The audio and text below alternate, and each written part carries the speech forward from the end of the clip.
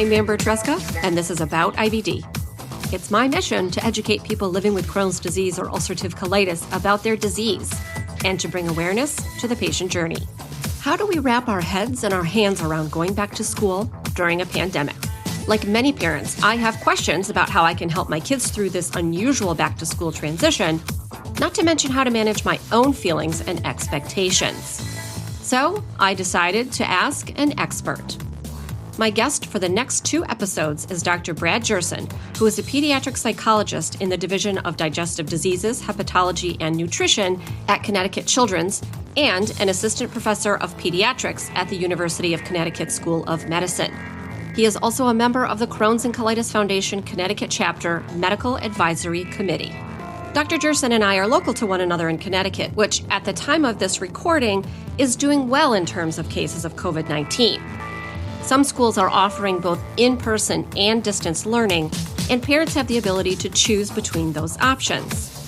Some areas in the United States and in the world have decided to make school available as distance only, in-person only, or with a hybrid model. What's true for all of us, though, is that school is going to be different this year. As parents, we have work to do in order to help our kids and ourselves manage this next chapter as best we're able. The good news is we have tools and resources that we can use, as Dr. Jerson will explain. Dr. Jerson, thank you so much for coming on About IBD. I'm very excited to be here, Amber. Thank you for asking me. We're all being faced with the impending school year as parents, and people have a lot of questions. But I think the first thing that we have to sort of think about is how we talk to kids about the choices that we're going to make for the school year coming up. What should we do to start the conversation about how this school year might look for them and how it might be different than the school year that they left last year? It's a really good observation and point, because I think we are all incredibly overwhelmed by the uncertainty that still lies ahead. Look, I think we can say that there is somewhat more certainty than there was, but there's still a lot of unknown.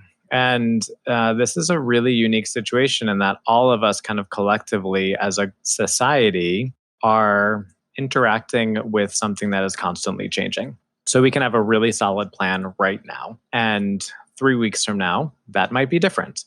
So it's very hard to talk to kids who crave structure and predictability and routine about the fact that something that we're going to start with may not be the same thing that's there in October, or might not be the same thing that's there in November. And that's disarming and confusing for a lot of kids. And then when kids get unraveled by that, then their parents, unfortunately, kind of get unraveled by that as well. So I think the first thing to acknowledge is that we all have concerns, because this is a really confusing and uncomfortable situation. And there's not a perfect answer. There's not a concrete solution that fits for every family. And it also depends on the age of the child, because we're recognizing that children and teenagers, older teenagers, are affected by COVID transmission differently, as are young adults and college students. And this depends on so many factors. It depends on the number of students who are going to be in the school building. It depends on how many teachers are going to be in the school building. And different districts, even within the same state, can have a vastly different experience of what that's going to be. So the short and long answer to your question is we don't know. And there's so much unknown that goes along with this. And that's confusing. And what do you think about acknowledging all of these unknowns? Is that scary for kids? Like, should we go ahead and do that with them? What do you think? We have to acknowledge the unknown. And I think there's a really unique opportunity that we're in right now. And we don't get in our lifetimes too many really developing on the spot, predictably good learning opportunities. And this is a chaotic time. It's an active experience of trauma that we're all going through because of all of these changes and these unpredictable routines. It's absolutely essential that we verbalize to our kids that we don't know some things, because we operate as parents a lot of the times as if if we let down our guard and if we let down the disguise that we're not actually superhuman and have all the answers to everything, that our kids are going to think that we're frauds or that we're not good enough parents. And in fact, I would argue quite the contrary, that if we allow our children to see that we're also dealing with a lot of different factors and variables that are informing these decisions, it allows the children to gain a little bit more of a perspective and see like, oh, mom and dad are nervous too. And if we create a narrative to that by saying, I'm very excited that your school is reopening, but I have to tell you, I'm also a little bit nervous and worried about some things. That's not going to inflict fear in children. In fact, it's actually going to acknowledge that we all have mixed emotions. And if we don't verbalize them, your kids won't verbalize them. So we need to be able to model to them and say, this is how I'm feeling. I wonder if you're feeling the same kinds of things too. And then in fact, that actually gives them permission to be able to share some of the thoughts, some of the worries, some of those confusing, blurry thoughts that have not connected in their own minds just from their own development, and lets them say them out loud in the safe space of your home to you as their parents. I think some of the times for me in my household is that my concerns and the kids' concerns are very different. Yeah. And so I obviously know what my issues are, but sometimes it's really challenging, I think, to sort of get from them what their real worries are, because I think their real worries are often something that hasn't even occurred to me, and it's totally different than what my worries are. So how can we sort of pull that out of them? Yeah. Kids and adults always have different concerns, and rarely will they just magically align that they happen to be seeing along the same frame, especially teenagers. And it depends on the age of the child, of course. So a lot of the parents that I've spoken to throughout this pandemic, and especially in recent weeks, are concerned about so many different things. First and foremost, the safety of their kids. When we talk about returning to school unconditionally, the single first thing is, are my kids going to be safe? Then, after that comes the very important, and we can't ignore, reality of other family members in the home. So adult caregivers and other relatives or older siblings or other relatives who are not in the home who you have interaction with quite often. There's still a lot that we don't know about how this is transmitted within a childhood population. We don't have concrete evidence that kids do not transmit this to others. We're still learning that data. We're still trying to figure that out. We know, fortunately, that most of our data thus far points to kids predominantly doing better and not as likely to get the diagnosis or to get the virus. And when they do, thankfully, they mostly do very well with it. But that isn't, children can't isolate in the vacuum with that. And that's, I think, a very narrow-minded approach to take, is to ignore the reality that children do, in fact, exist within greater systems around other people who might be quite vulnerable to this. So those are the things that kids and family and teenagers may not be as attuned to, but of course are on the parents' minds. Parents are also concerned about quality of education and childcare, work routines. Like, this was a huge change for a lot of parents whose jobs were significantly affected by this. And those who weren't able to have accommodations to their job, their family members were significantly altered and affected by having to change their routines or not have adequate supervision in the home, or be more vulnerable to challenges that they weren't able to deal with themselves. So these are the concerns that adults are more likely to have. The flexibility to be able to continue what they were doing beforehand is getting harder to justify, right? There was a communal understanding from March through like late April, early May. Of course, parents, for the most part, if you can, do whatever you need to do.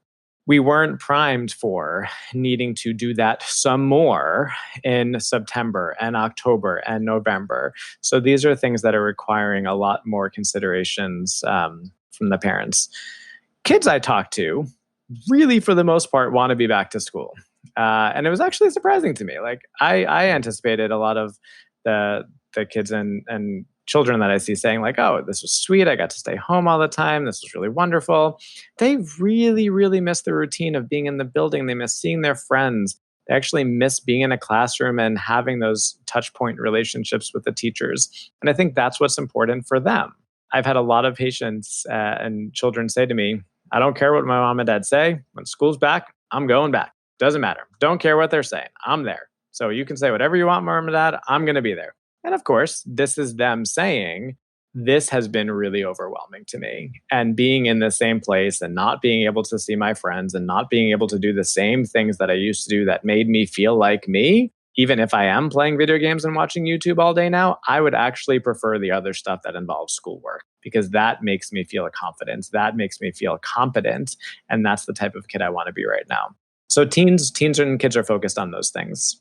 Yeah, and that's been my experience too. I've been surprised at how many kids, just, the kids that I know from my children's friends and kids in the neighborhood, that they say that they want to go back to school. Yeah. But that's interesting. What you say is you almost kind of like translated something for me there, that when the kids say that they want to go back to school, that's saying that they sort of want to get back to normal. It almost sounds like. Yeah. And that's something that they're using to sort of tell us that they're having anxiety without actually using the words that they're having concerns and anxiety about the situation. Yeah. And then the tricky part comes in is as adults, you're able to realize right now that the normal isn't there anymore. The school year that they left in March, as you mentioned, is not going to be the school that they return to in September. They're going to return to buildings that have probably lost about 50% of their furniture to make room for desks being further apart from each other, and a sense of excessive sterility and taking away the ability to see people's facial expressions at times, and having an overabundance of caution and anxiety that people are having about being in that space. There may not be the same choral opportunities. Theater productions may not be happening for people who are involved with that. Sports are different across all the districts. So the normal will be different. I still think kids who realize that are still craving the opportunity to experience that jointly with their peers so they can go through this together as opposed to as isolating as it has been.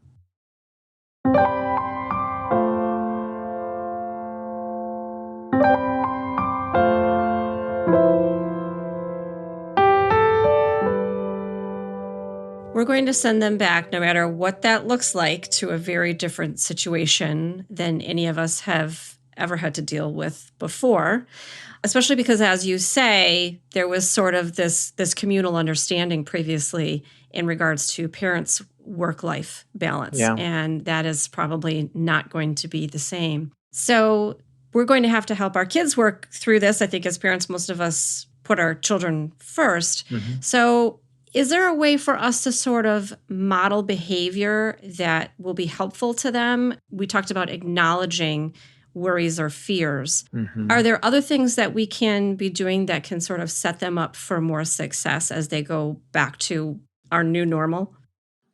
Yeah. So I think in terms of accepting and recognizing the anxieties and fears that are there, the very first thing that I recommend parents do is acknowledging that kids do indeed have thoughts and feelings of their own. And it may not be as obvious as saying, hey, this is what I'm feeling really nervous about, or I'm anxious and I'm nervous, so this is what I want to do. Parents have a really good opportunity here to connect during this uncertainty by saying, it's okay to feel whatever you're feeling. And I may not feel the same things you're feeling, but I recognize that you're experiencing different things than I am. Let me know if you ever want to talk about it. Some teenagers, more so teenagers than younger kids, will be able to then find the vocabulary and the words to express their emotions and express their thoughts, their feelings, their concerns. But oftentimes we need to give them the outlet. And by demonstrating to kids that we also are feeling this uncertainty, and by actually modeling that socio-emotional language to say, I'm feeling excited that you get to go back to see your friends, but I'm also feeling worried that all of the students being in the same place again are going to mean that COVID is going to increase again in our district. And I'm really concerned about that. That doesn't make panic happen. That acknowledges that you are a human who has feelings and emotions. And instead, you're actually showing to your kids that it's okay to have feelings and emotions. And I think one of the things that I've been impressed with in some of the district proposals that I've read so far across the area, at least where we are, is that there's a very strong recognition that socio-emotional education and learning and trauma-informed work need to sort of lead the ship here, that we're not going back to how much can we pound through this intense curriculum to make sure that all of these standards have been met. And I hope that when school does go back in whatever form it's looking like, that the districts actually maintain that commitment to that plan, because really that is what is at stake here. It is not a matter of facts and concepts and educational standards. This is a matter of helping kids maximize their resilience and learn these new skills during this time. That is a very formative time in their life. So that's one thing that you can model. For younger kids and just any kids in general, there's the actual literal modeling of like, I'm going to wear my mask and therefore you can wear your mask too. Because for certain families who have not gone out in public often or have not been in situations where they have gone back into stores yet, regular mask wearing may not be something that kids are actually used to. So this is a time during the summer as we're getting ready to actually help kids get used to literally wearing a mask, because with all the uncertainty, that is the one degree of confidence that I can say is going to be there in any plan in a building, is that kids and teenagers are going to have to wear masks in some part of their day. So that's something we can do by starting to model that. We want to model the right way to wear it. We want to say, look how I'm wearing my mask, covering my nose and my mouth, both places. I'm not a fan of mask shaming people out in public who do not have it over their nose, but you can like quietly point out and say like, hey, I noticed that person didn't have their mask covering their nose. You do. Great job. This is involving them in the process and also just making it fun, right? We know it is not new data that simply telling kids to do something is going to result in that behavior. So we have to build up a habit. And we still have time to do that. We can still make that happen. So making it fun, making it a routine, building into parts of the day where it's actually not physically strange for them to have that tactile stimulation around their nose and mouth is an important thing for them to do. Then, of course, modeling hand hygiene. If kids have not known that they have to sing happy birthday 2 times by now in the last 4 months, then now's the time to start doing that for 20 seconds when they're washing their hands. Because it actually, what we started to see, at least in my own home and in other surroundings, like the hygiene like kicked into full gear during that March and April. And then like it sort of teetered off a little bit. And I think people are starting to forget that that is actually a really essential part of this, especially as they go back to school. So reminding and repracticing that as part of the daily household routines and family rituals is something still good to do. How about things like not sharing your crayons or not touching your face? I mean, Can we overwhelm them with too many of these sort of rules? I know the teachers will probably enforce them too, but is there a limit? The general philosophy, I think, from the positive parenting angle of things is whenever you find yourself saying, don't do this, don't do this, don't do this, it always usually goes in the opposite direction. So instead, we want to give kids the opportunity to start practicing the things that we do want them to do. So like, look, even for adults, if you tell adults not to touch their face, they're going to touch their face. So instead, you need to tell them what they should be doing instead. And that's like a super fine minutia, like behavioral dissection of like, when are the times that your kids are more likely to touch their noses? Is it like an itch, or can they do something else with their hands instead? Or is it just like an anxious reaction? What can they be doing instead with their hands? So like giving them other strategies or teaching them stretches or having them use their minds to imagine that they're squeezing different things with their different parts of their body. Like that's something where they can actually do with their hands, but it's going to be really hard. So I would focus more so on, this is how you wash your hands. This is how you sneeze into your elbow. This is how you wear your mask. And then comment on the things that they're doing really well in terms of working to practicing by themselves and just letting them know, hey, there may be some new rules that teachers are going to say, you're going to have to keep your things to yourself because we're trying to just make your supplies your own to keep the germs from spreading. And I think that's not a scary thing to say. It's a fact. And we want kids to understand why teachers are going to be saying some things that last year would have been absolutely asinine to not share a pencil with someone. But now they're going to be hypervigilant to that. So we want them to understand why that's happening. Right. And you talk about touching your face, and then immediately I start touching my face. It's terrible. Yeah. No, and I had the conscious effort to not do so you didn't see me touching my face and call me out on it. So we're on the same page. I know. Well, mask wearing is also good for that because, then you remember not to touch your face because there's something on your face.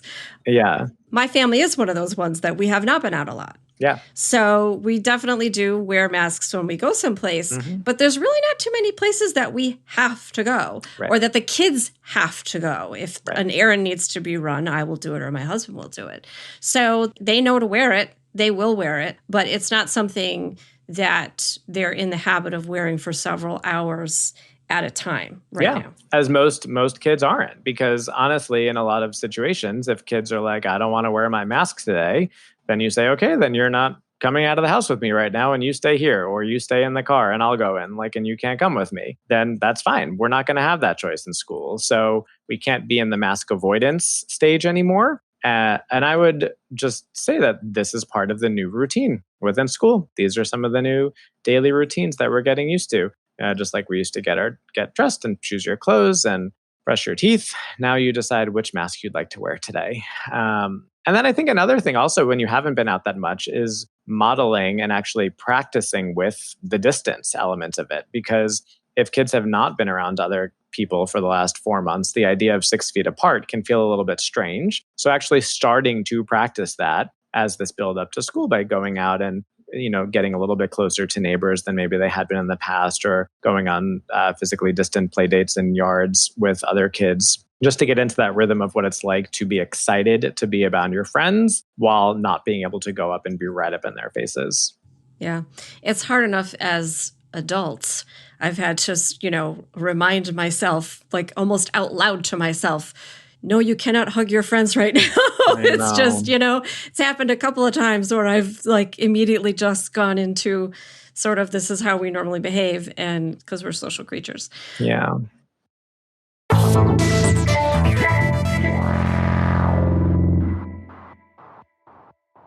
Somehow, in the middle of all these adjustments, we need to be making sure that as parents, our own needs are being met. To me, it's kind of challenging to admit that I need to take time for myself. What should parents be thinking about in terms of managing our own self-care at this time? We need to actually model self-care. It's so easy for us to preach it and say everyone needs to be taking care of themselves. But as parents, the old important adage of putting on your own oxygen mask first is super important during this time. And kids are actually taking note of that. So by being able to actually say, I'm taking care of myself because I want to be able to get through this day, it's teaching kids that it's okay to pause, it's okay to breathe, and it's okay to also have a little bit of self-compassion, because we are all working really hard to get through this, and perfection never existed, and it certainly does not exist now. So I think we have to be able to say, as our kids are going back to school, my most important goal for you returning to school is to feel like you can connect to your peers, connect to your environment, and feel good about the things that you're doing, and focusing a lot less on the outcomes and the standards that have been existing and running things in the past. And ultimately, we can control the things that we can control, and there's a whole lot that we can't, and we need to be able to accept the things that are in our control, and that's what we lead with. If we lead with our values, the things that are important to our families, we will never be led astray if we are consistently focusing and making choices that are informed by the things that feel right to us and our family. Dr. Jerson, I love to be able to give listeners some tools as a takeaway. Does Connecticut Children's have any resources available for parents that can help with some of the things that we've talked about? The blog on the ConnecticutChildren's.org website is consistently updating a lot of really wonderful resources as things are unfolding and evolving, with great content pulled together from pediatricians, psychologists, educators, nurses, child life specialists. Everyone is using all of their backgrounds to try to help kids and families feel a little bit more comfortable.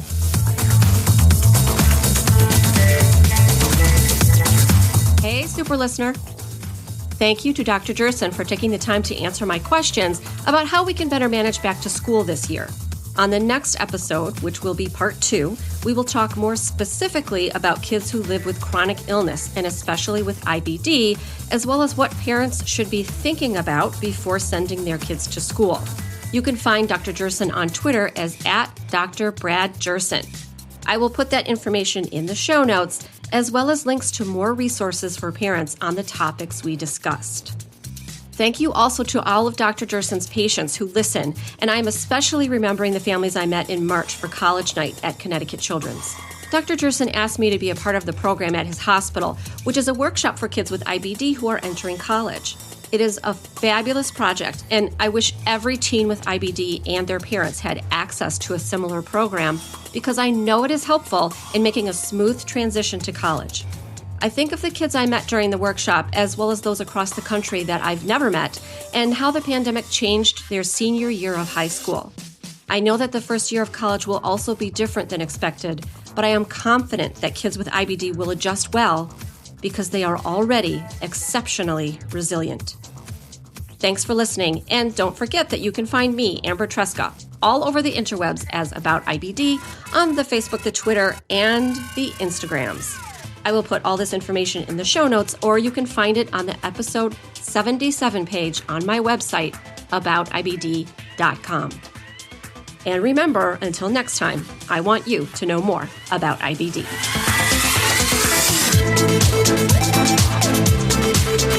About IBD is a production of Mal and Tal Enterprises. It is written, produced, and directed by me, Amber Tresca.